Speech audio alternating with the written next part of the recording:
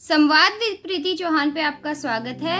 यदि आप चैनल पर नए हैं तो कृपया इसे सब्सक्राइब कीजिए और बेल आइकन को प्रेस करके ऑल पर क्लिक कीजिए ताकि आपको आने वाले वीडियोस की नोटिफिकेशन सही समय पर मिलती रहे।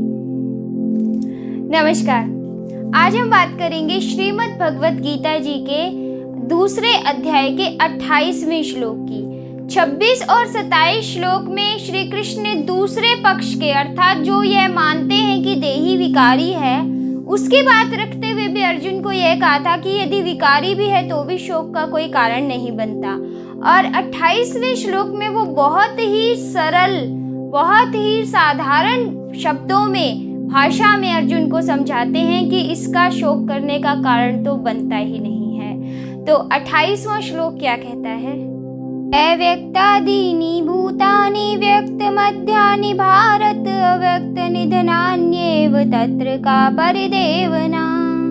जैसे आपने देखा, इसमें भारत कह के संबोधित किया अर्जुन को श्री कृष्ण ने। श्री कृष्ण कहते हैं, हे भारत, जो ये शरीर है यह जन्म लेने के बाद प्रकट होता है और मृत्यु से पहले हमें प्रकट दिखाई देता है। व्यक्त मध्यानि पद का प्रयोग हुआ, यानी मध्य में ही ये प्रकट में रहता है। जन्म लेने से पहले भी ये अप्रकट होता है और मृत्यु के पश्चात भी ये अप्रकट होता है। अर्थात ना ये जन्म लेने से पहले हमें दिखाई देता, ना हम उसे जानते, और ना मृत्यु के बाद ये हमें दिखाई देता, ना हम उसे जानते। केवल जन्म लेने के बाद और मृत्यु से पहले का जो बीच का क्षण है, मध्य है, उसमें यह प्रकट होता है। तो भी इसके लिए शोक का कारण नहीं बनता, क्योंकि यह वास्तव में बीच में भी प्रकट नहीं होता। यह शरीर होता है, शरीर ही नहीं होता। यह बात हमें समझनी होगी कि जब वो जन्म से पहले प्रकट नहीं था, मृत्यु के बाद प्रकट नहीं है, तो बीच में कैसे प्रकट हो सकता है।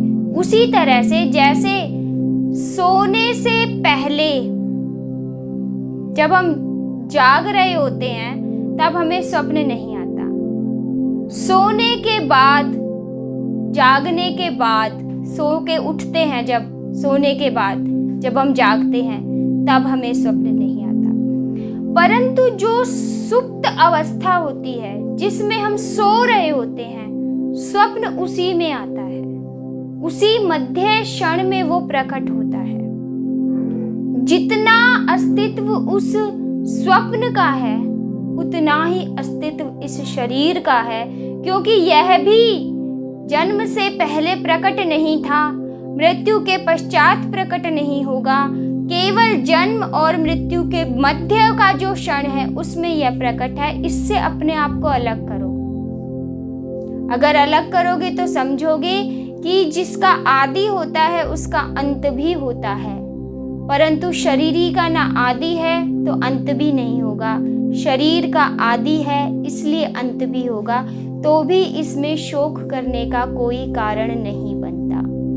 कितनी सरल शब्दों में, कितने सरल भाषा, कितने साधारण तरीके से श्री कृष्ण ने समझाया कि जिस चीज का आरंभ हुआ है उसका अंत भी होगा, तो शोक क्यों करना। जो चीज केवल मध्य के समय में प्रकट है, ना भूत में थी ना भविष्य में होगी, उसके लिए शोक क्यों करना। शोक उसके लिए क्यों करना, और शोक उसके लिए भी क्यों करना जो सदैव है, जो नित्य है, निरंतर है, जो कभी समाप्त नहीं होता, जिसे कभी मारा नहीं जा सकता, जिसे कभी मिटाया नहीं जा सकता। 4 महाभूत भी जिसमें कोई विकार नहीं ला सकते, उसके लिए भी शोक क्यों करना। अगले श्लोक में श्री कृष्ण देही की अलौकिकता का वर्णन करेंगे और क्या कहेंगे वो अर्जुन से, वो हम आपको अगले श्लोक में बताएंगे। तब तक आप श्रीमद् भगवत गीता जी अवश्य पढ़िए। जय श्री कृष्ण।